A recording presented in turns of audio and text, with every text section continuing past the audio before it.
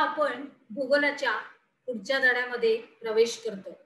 चला वृत्ते वापरूया. चला तर मग आता आपण पृथ्वी गोलाशी मैत्री करणार आहोत विद्यार्थी मित्र हो. चला तर मग काय बोलते आपल्याशी पृथ्वी. चला आपण नेहमी पृथ्वीच्या संदर्भाने विविध ठिकाणाबद्दल, नद्यांबद्दल, रस्त्यांबद्दल बोलतच असतो. आपली पृथ्वी कशी आहे, गोल आहे, त्याच्यावर कशा पद्धतीचे रेखांश अक्षांश आहे, त्याच्यानंतर त्याच्यावरती काय काय नद्या आहेत, महासागर आहेत, रस्ते आहेत, त्यांच्याबद्दल आपण बोलतच असतो आपल्या भूगोलाच्या विषयामध्ये. कारण आपला भूगोलच या गोल या आपल्या पृथ्वीभोवती संपूर्णपणे फिरलेला आहे. तर ठिकाणाचं स्थान, प्रदेशाचा विस्तार किंवा नदी, रस्ता इत्यादी रेखीय बाबींचा विस्तार ह्याच्या सगळ्यांबद्दल आपण बोलतच असतो. हे सगळी उदाहरणं आहेत बरं. स्थान निश्चितीमधली ही सगळी उदाहरणं आहेत की या विषयांबद्दल आपण चर्चा करत असतो भूगोलामध्ये. आपला विषयच आहे तो त्या पद्धतीने अभ्यासक्रमातला.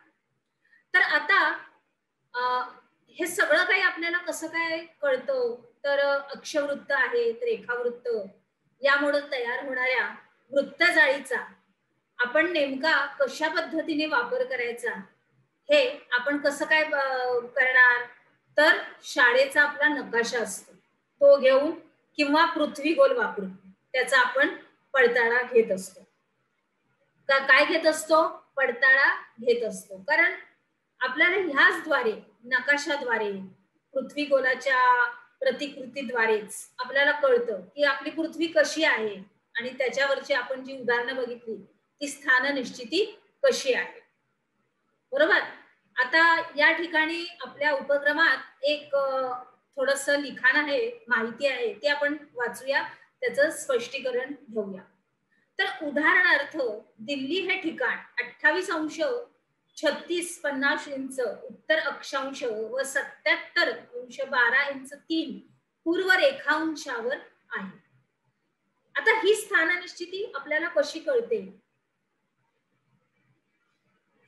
आता आपल्याला ही स्थाननिश्चिती कशी कळते तर अर्थातच आपल्या पृथ्वीमुळे आणि पृथ्वीवरती जे रेखांश अक्षांश असतात त्यांच्यामुळं तिच्यावरती पसरलेल्या वृत्त जाळीमुळं आपण व्यवस्थित अक्षांश आणि रेखांश हे सगळे काही पडताळून बघू शकतो. पृथ्वीवरील कोणत्याही प्रदेशाचा विस्तार सांगताना नेहमी त्याच्या सर्वदूर टोकांकडील अक्षवृत्त आणि रेखावृत्त ही विचार घेतली जातात. बघा परत आली आपली. आता आपल्या ह्या एवढं लक्षात आपण घेऊया की आपल्या भूगोलामध्ये आपली रेखावृत्त आणि अक्षवृत्त हे आपले सहकर्मी आहेत, आपले सहयोगी आहेत. आपण त्यांनाच घेऊन पुढे पुढे जाणार आहोत. तर आता ऑस्ट्रेलिया देशाचा एका मतलब मला म्हणायचंय की थोडासा काय असतो की कधी कधी काही काही विस्तार दिला जातो उदाहरणार्थाच्या स्वरूपात. तर तसा हा दिलेला आहे की दिल्ली हे ठिकाण आता ऑस्ट्रेलिया देशाचा दिलेला आहे विस्तार 10°30" दक्षिण ते 43°39" दक्षिण अक्षवृत्ते आणि 113° पूर्व ते 153°30" पूर्व हे रेखावृत्ता दरम्यान आहे. म्हणजे हे काय आहे तर हे ठिकाण निश्चिती दिलेली आहे, उदाहरणार्थ दिलेली आहे की आपण पृथ्वी गोलाशी मैत्री करून हे कशा रीतीने स्थान निश्चिती करू शकतो. बरोबर.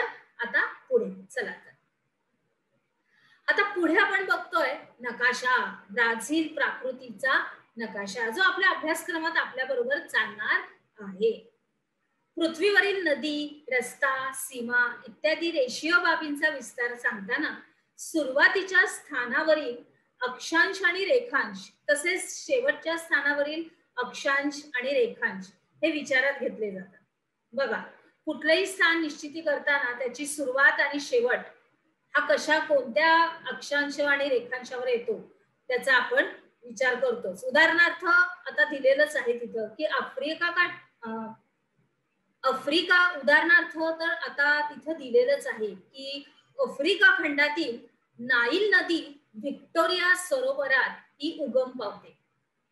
बघा आफ्रिका खंडातील नाईल नदी कुठे? व्हिक्टोरिया सरोवरात, आणि ते पण कुठे आहे? दुसरीकडे.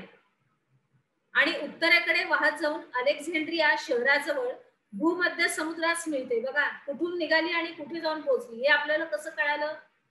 निश्चितच आपल्या नकाशा आपला मित्र आहेच आपल्या बरोबर, त्याच्यामुळं ह्यांच्या सहाय्यानेच आपण पुढे पुढे जात असतो. तर ह्याच्यामध्ये पूर्णपणे दिलेलं आहे बघा, या ब्राझीलच्या ह्याच्यामध्ये ब्राझीलचं पठार आहे, ब्राझिलिया आहे, नदी आहे, त्याच्यानंतर संपूर्णपणे मला सांगायचं की संपूर्णपणे एक प्राकृतिक रित्या हा नकाशा दिलेला आहे की त्याच्यामध्ये आपण सगळी स्थानं, रेखांश, अक्षांश सगळी काही व्यवस्थितरित्या पाहू शकतो. त्याच्यानंतर आपण आता पुढे जाणार आहोत ते म्हणजे व्हिक्टोरिया सरोवराचं स्थान. ते कशा रीतीने त्यांनी मांडलेलं आहे, म्हणजे स्थान निश्चिती ह्याची कशी केलेली आहे. 0°45'21" दक्षिण अक्षांश व 33'0'26'18" पूर्व रेखांश आहे. तसेच अलेक्झांड्रिया शहराचं हे वृत्तीय स्थान 31°12" ते उत्तर अक्षवृत्त व 29°55'07" पूर्व रेखावृत्त असं आहे. नाईल नदीच्या वृत्तीय विस्तारासाठी हे अक्षांश आणि रेखांश हे विचारात घेतले जातात. आपण बघितलं की सुरुवातीचे आणि शेवटचे रेखांश आणि अक्षांश हे आपल्याला अभ्यासात क्रमामध्ये सामील करून घ्यायला लागतात. त्याच्यानंतर आपल्याला पुढे बघायचंय की तिच्या उगमापासून रेखांशापासून म्हणजेच उगमापासून 31°12 ते उत्तर अक्षांश 29°55 पूर्व रेखांशापर्यंत म्हणजे मुखाच्या पर्यंत तिच्या आहे असं आपल्याला सांगण्यात येईल. तर हा संपूर्ण काय आहे, हा आपला अभ्यासक्रमामध्ये कशा रीतीने अक्षांश आणि रेखांशामध्ये हे व्हिक्टोरिया सरोवराचं स्थान, त्याच्यानंतर नाईल नदी त्या व्हिक्टोरिया सरोवरात उगम पावते, त्या ठिकाणाचं हे संपूर्णपणे एक स्थान निश्चितीकरण ह्या आपल्याला विभागात दिसून येते. आलं लक्षात? आता पुढे जाऊया. आता आपल्याला पुढे बघायचंय की वृत्त म्हणजे तेच आहे की ही वृत्त. आता जसं आपण व्हिक्टोरिया सरोवराचं वृत्त बघितलं, त्याच्यानंतर ती नाईल नदी कुठून कुठे वाहते, त्याच्यानंतर ब्राझीलचं पठार याचं पण आपण वृत्त वाचली. तर आता इथून पुढे आता पुढचं कुठलं आहे, तर हा आपला दक्षिण ध्रुव, हा संपूर्ण पृथ्वीचा आपला नकाशा आहे. तर आता ह्याच्यामध्ये काय काय बघा. सगळ्यात पहिल्यांदा आपल्याला काय काय दिसतंय की अतितिरप्या ठिकाणांचा प्रदेश, म्हणजे दिवस 24 तास बघा तुम्ही नीट लक्षात घ्या की रेखावृत्त कशा रीतीने गेलेले आहेत आणि अक्षावृत्त ही कशा रीतीने गेलेली आहे, बरोबर. मग तेच अतितिरप्या ठिकाणांचा प्रदेश आहे, तिरप्या ठिकाणाचा प्रदेश आहे आणि लंबरूप किरणांचा प्रदेश हा कशा रीतीने आला. म्हणजे ह्या पृथ्वीच्या समोर निश्चितच काय असणार, आपला सूर्य, आणि त्याची कशी किरणं पडतायत ही संपूर्ण म्हणजे पृथ्वीच्या उत्तर ध्रुवावरती कशी पडतायत, तिरप्या स्वरूपात. त्याच्यानंतर उत्तर ध्रुवापासून खालच्या म्हणजे उत्तर ध्रुव आणि रेखावृत्त ह्याच्या त्या मधल्या भागात कसे पडतायत, तिरप्या किरणांचे प्रदेश आहेत ते.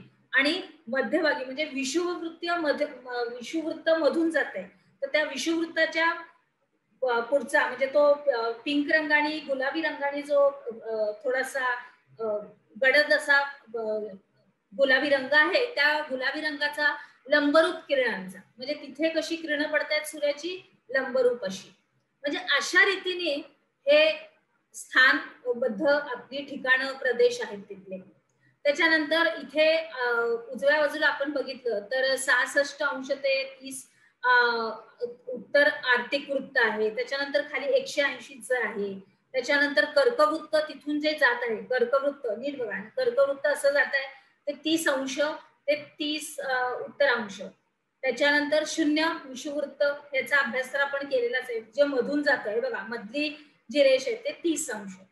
त्याच्यानंतर त्याच्या खाली वाटोळा असा भाग, जो वरचा असा तो खालचा असा, तर 23°, जे वरती आहे तेच खाली, ते वरती कर्कवृत्त आणि खाली मकर वृत्त, आणि मग त्याच्या खाली काय आहे अंटार्क्टिक वृत्त 66 अंश ते 30 अंश, जे वरचं आपलं वाटोळ ह्याच्यामध्ये आहे ते आणि खालचं अशा रीतीने आहे इकडे अंटार्क्टिक वृत्त, आणि खाली दक्षिण आणि वरती उत्तर ध्रुव, म्हणजे पूर्णपणे ही स्थान निश्चिती केलेली आहे. आलं लक्षात? अगदी व्यवस्थित बघा, अजून एकदा बघा ते व्यवस्थित आलं. चला पुढे जाऊया. आता थोडासा आपण ह्या वृत्तांचा परिचय करून घेऊया. चला तर विषुववृत्तापासून 23 अंश ते 30 उत्तर तसेच 23 अंश ते 30 दक्षिण अक्षवृत्ता दरम्यानच्या भागातील सर्व ठिकाणी सूर्यकिरणे वर्षात 2 दिवस कशी पडतात लंबरूप रीतीने, आणि पृथ्वीवर इतर भागात तर सूर्याची किरणे असतात ती कधी कधी लंबरूप पडतच नाही. मग काय असतं तिथे, कारण 23 अंश 30 उत्तर अक्षवृत्तास कर्कवृत्त आणि 23 अंश 30 दक्षिण अक्षवृत्तास मकर वृत्त असं म्हणतात. बरोबर आहे. आता ती आकृती आपण बघितली, त्याच्यामध्ये संपूर्णपणे विस्तारितकरण आपण बघितलं, तर तेच आता थोडस अजून परिचय करून घेण्यासाठी हे लेखी स्वरूपात आहे. तसेच विषुववृत्तापासून उत्तर व दक्षिणेकडील 60 अंश आणि 30 अंश ही 2 अक्षवृत्त ही अतिशय महत्वाची आहे, कारण विषुववृत्त ते 66 आणि 30 उत्तर आणि दक्षिण, उत्तर वरती होतं पृथ्वीच्या आणि दक्षिण ही या दरम्यान वर्षभरामध्ये 24 तासाच्या कालमर्यादेत काय होतात दिवस आणि रात्र, काय होतात दिवस आणि रात्र. मग यांना अनुक्रमे काय बोलतात तर आर्टिक वृत्त आणि अंटार्क्टिक वृत्त काय बोलतात. परत एकदा लक्षात घ्या, नीट लक्षात घ्या की ही वर्षभरामध्ये 24 तासाच्या कालमर्यादेमध्ये जे दिवस आणि रात्र होतात यांना अनुक्रमे आर्टिक वृत्त आणि अंटार्क्टिक वृत्त असं म्हटलं जातं. बरोबर आहे. आपल्या ह्याच्या मागच्या विभागात आपण आपली कृती बघितलेली आहे, त्याचाच हा परिचय आहे. त्याच्यानंतर 66 अंश ते 30 उत्तर व दक्षिण अक्षवृत्तापासून 90 अंश उत्तर व 90 अंश दक्षिण ध्रुवापर्यंत या भागात दिवस ऋतूप्रमाणे 24 तासापेक्षा जास्त दिवस असू शकतो. काय असू शकतो दिवस 24 तासापेक्षा जास्त ऋतूप्रमाणे. मग हा दिनमानाचा किंवा रात्रीचा कालावधी कोणत्याही एका ध्रुवावर जास्तीत जास्त किती महिन्याचा असतो 6 महिन्याचा. किती 6 महिन्याचा. मग येथे दिनमानाच्या काळात आकाशात सूर्य आणि क्षितिज समांतर दिसतो, कारण दिवस जास्त आहे मोठा आहे. कळालं. हा कालावधी जो आहे तो एका ध्रुवावर जवळजवळ जास्त 6 महिन्याचा असतो. म्हणूनच इथं आकाश आणि पृथ्वी, आकाशात सूर्य आणि क्षितिज हे समांतर दिसतं. जिथं आकाश पृथ्वीवर टेकलं जातं त्याला क्षितिज म्हणतात, मग तिथं सूर्य आणि क्षितिज काय तर समांतर दिसतं. आलं लक्षात. त्याच्यानंतर सूर्यकिरणांचा कालावधी आणि तीव्रता यानुसारच पृथ्वीवर विविध तापमानाचे काय होतात पट्टे, म्हणजे काय आता आले कटिबंध, ते कटिबंध तयार होतात. उष्ण तापमानाचे पट्टे, गरम उष्ण समशीतोष्ण या प्रकारे. मग आता ते पुढे आपण बघणारच आहोत. तापमानाच्या पट्ट्याच्या अनुषंगानेच वायुदाब पट्टे निर्माण होतात, अर्थात हवादाब आपण शिकतच आहोत अनुषंगाने. त्याच्यानंतर सूर्यप्रकाशाच्या तीव्रतेनुसार होणारा परिणाम म्हणजे प्रदेशानुसार वनस्पती आणि प्राणी यामध्ये विविधता. जिथे सूर्याची किरण जास्त असतात तिथे त्या ठिकाणासारख्याच वनस्पती या उगवल्या जातात. प्राणी पण तिथं तशाच पद्धतीचे हे असतात. उदाहरण आपण घेतलं तर राजस्थानात सूर्यकिरणाची तीव्रता इतकी असते की तिथे निवडुंग उगवतं. आलं आता लक्षात. आता उदाहरण दिल्यावर तुमच्या बरोबर लक्षात येणार की जास्त सूर्याची तीव्रता. आता एक उदाहरण एक छोटसच दिलेलं आहे. सूर्याची किरण जिथं जास्त तिथं राजस्थान हा प्रदेश आहे वाळवंटाचा, तर तिथं कोणती वनस्पती कमी पाऊस, सूर्याची किरण जास्त त्याच्यामुळे निवडुंग. मग त्या ठिकाणी प्राणी कोणता असतो उंट, जो जास्त पाणी पितो आणि आपल्या शरीरामध्ये सुद्धा जास्त पाणी साठवतो आणि त्या उन्हामध्ये तो व्यवस्थित त्याचा सामना करू शकतो. त्याप्रमाणे ती विविधता निर्माण होते. आलं लक्षात? चला तर पुढे जाऊया. आपण काय शिकलो? वृत्तजाळीचा नेमका वापर कसा करायचा. त्याच्यानंतर आहे अक्षवृत्त आणि रेखावृत्त यांच्या आधारे काय सांगता येतं. कर्कवृत्त कशाला म्हणतात आणि मकर वृत्त कशाला म्हणतात. आर्टिक वृत्त आणि अंटार्क्टिका वृत्त ही कशाला म्हणतात आणि सूर्यप्रकाशाच्या तीव्रतेने काय निर्माण होतात. चला तर मग आपण आता आपल्या पुढील विभागात प्रवेश करूया.